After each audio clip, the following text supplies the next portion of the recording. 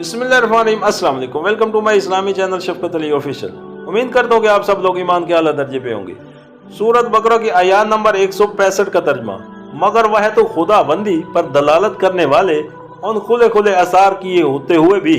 कुछ लोग ऐसे हैं जो अल्लाह ताला के सिवा दूसरों को उसका हमसर और मद्दे मुकाबल बनाते हैं, और उनके ऐसे गुरूद हैं जैसा अल्लाह ताला की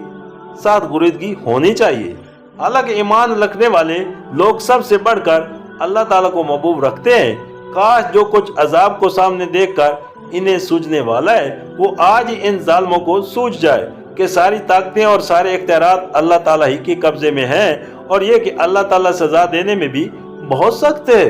सूरत बकरा हाशिया नंबर 163, यानी खुदाई की जो सफ़ात अल्लाह ताला के लिए खास हैं उनमें से बाज को दूसरों की तरफ मंसूब करते हैं, और खुदा होने की हैसियत से बंदों पर अल्लाह ताला के जो हकूक हैं वो सब या उनमें से बाज हकूक ये लोग उन दूसरे बनावटी महबूबों को अदा करते हैं। मसलन सिलसिला असबाब पर हुक्मरानी, हाजत रवाई, मुश्किल कुशाई, फरियाद रसी, दुआएं सुनना और गैब व शहादत हर चीज़ से वाकिफ होना, ये सब अल्लाह ताला की मखसूस सफ़ात है, और ये सिर्फ अल्लाह ताला ही का हक है कि बंदे उसी को मुक़्तदिर आला माने, उसी के आगे इतराफ़ बंदगी में सर झुकाएं, उसी की तरफ अपनी हाजतों में रजू करें, उसी को मदद के लिए पुकारें, उसी पर भरोसा करें, उसी से उम्मीदें वाबस्ता करें और उसी से ज़ाहिर व बातिन में डरें। उसी तरह मालिक मुल्क होने की हैसियत से ये मनसब भी अल्लाह ताला ही का है कि अपनी रियायत के लिए हलाल व हराम के हदूद मुकर्रर करें, उनके फ़रज़ व हकूक़ मुअय्यन करें,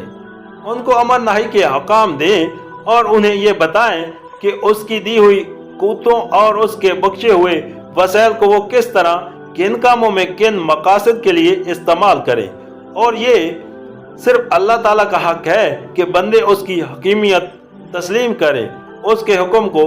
मन बा कानून माने, उसी को अमर नही का मुख्तियार समझे, अपनी ज़िंदगी के मामलात में उसके फरमान को फैसला कुन करार दें और हिदायत व रहनुमाई के लिए उसी की तरफ रजू करें। जो शख्स खुदा की इन सफ़ात में से किसी सिफ्त को भी किसी दूसरी की तरफ मंसूब करता है और उसके इन हकूक़ में से कोई एक हक भी किसी दूसरे को देता है, वो दरअसल उसे खुदा का मद मुकाबल और हमसर बनाता है। और उसी तरह जो शख्स या जो इदारा इन सफ़ात में से किसी सिफ्त का मुद्दा हो और उन हकूक़ से किसी हक का इंसानों से मुतालबा करता हो, वो भी दरअसल खुदा का मद मुकाबिल और हमसर बनता है, ख्वाह ज़बान से खुदाई का दावा करे या ना करे। सूरत बकरा हाशिया नंबर 164, यानी ईमान का तकाजा ये है कि इंसान के लिए अल्लाह ताला की रज़ा हर दूसरे की रज़ा पर मकदम हो, और किसी चीज़ की मोहब्बत भी इंसान के दिल में ये मर्तबा और मकाम हासिल न कर ले कि वो अल्लाह ताला की मोहब्बत पर उसे कुर्बान न कर सकता हो।